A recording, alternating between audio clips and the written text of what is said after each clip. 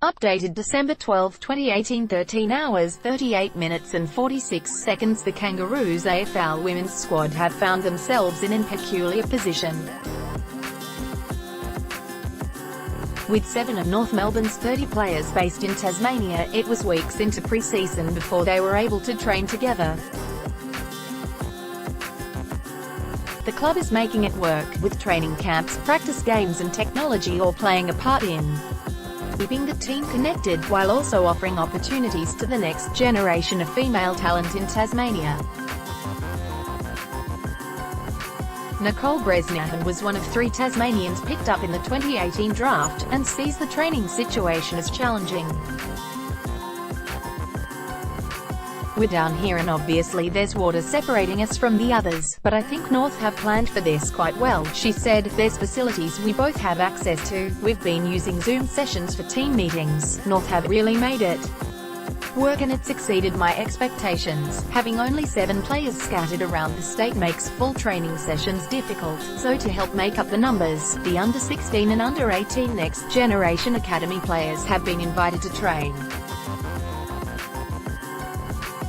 Bresnahan said it was a great opportunity for those coming up through the talent pathway. "They've taken on a big responsibility and they're there to really help us and we're there to help them too," she said. "I think they've been enjoying it and there's not many times in their playing careers that they're going to get the opportunity to train with an AFLW elite program." North have whole of Tassie to themselves as the club is already being rewarded for its work in the women's football space in the state, with Bernie products, twins Chloe and Libby Hines making their way through the club's academy and onto the inaugural list.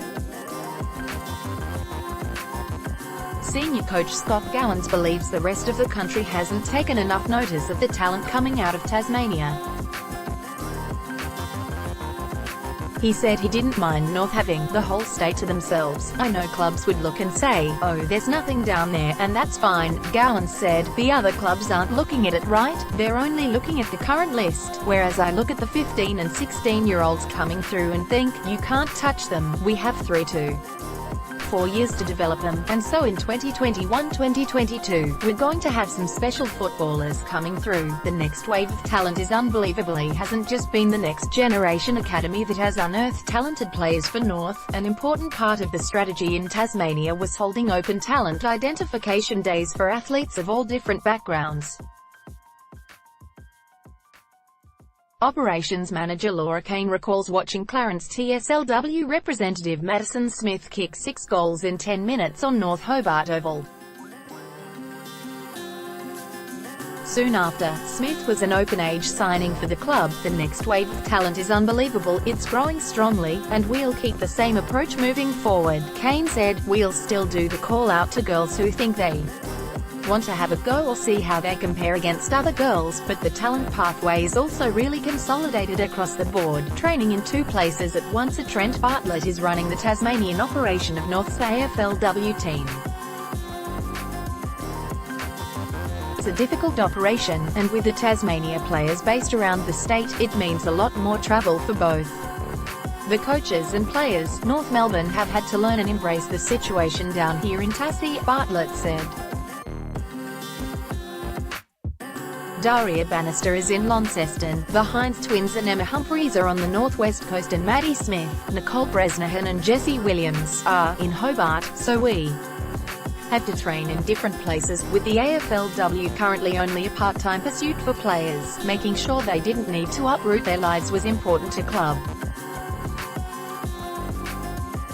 The Northwest cohort train in Launceston, and the Hobart players in Hobart, but once a week they get together for a combined session alternating between Launceston or Hobart. "We felt it was more difficult for girls to relocate, and we don't want them to be away from their jobs and their families to play AFLW," Kane said. "So, if we could create a situation where they could remain at home living in Tasmania and still play and compete at the highest level, then we wanted to do that." Untouchable Tasmanian market could be key to success. Bartlett also sees the value in having the Tasmanian contingent of Felice remaining in the state to play.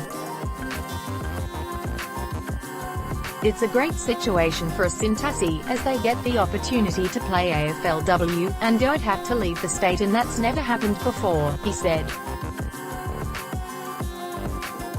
All our boys that get drafted have to go live in Melbourne, or Sydney, or wherever they have to go to play, whereas our girls get to stay home where they have careers, families, friends, and still play at the elite level. North Melbourne have committed to signing more Tasmanian women every year as the talent pool grows, and those who are coming through the pathway they've helped develop. The club has publicly said they want half of their lies to come from the state, and Bartlett sees this as an achievable goal that is not too far away.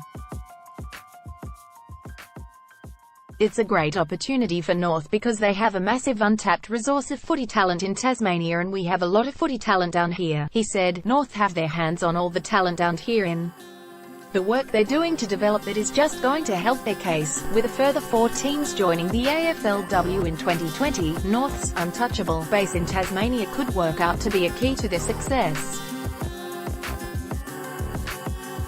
Topics: Sport, Australian Football League, Women, Community and Society, Tasmania, Vic, North Melbourne 3051, Melbourne 3000, Hobart 7000, Launceston 7250, Burnie 7320. First posted December 12, 2018. 13 hours 1 minute and 38 seconds.